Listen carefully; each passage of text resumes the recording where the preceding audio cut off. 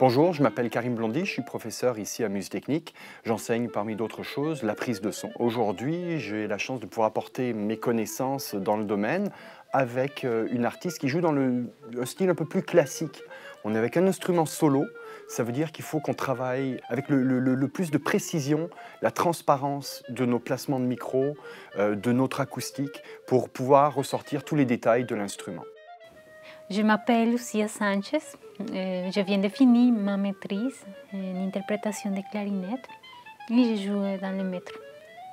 Alors le projet du jour c'était d'enregistrer une musicienne de métro dans un domaine qui n'est pas forcément habituel pour nous, c'est-à-dire que c'est un son classique qu'on enregistrait.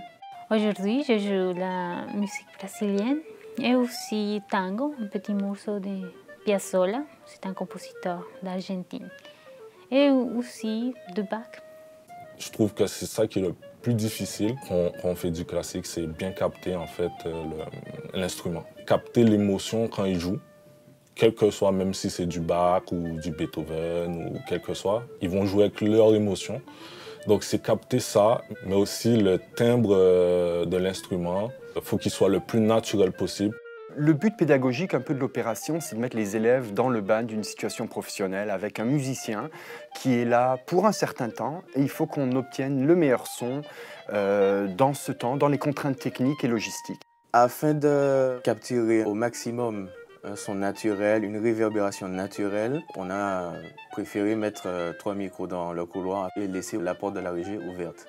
Pour nous permettre aussi de faire quelques tests pour enregistrer la clarinette au niveau du couloir. C'est surtout pour la reverb naturelle, ça nous permet aussi à nous de ne pas trop utiliser de plugins.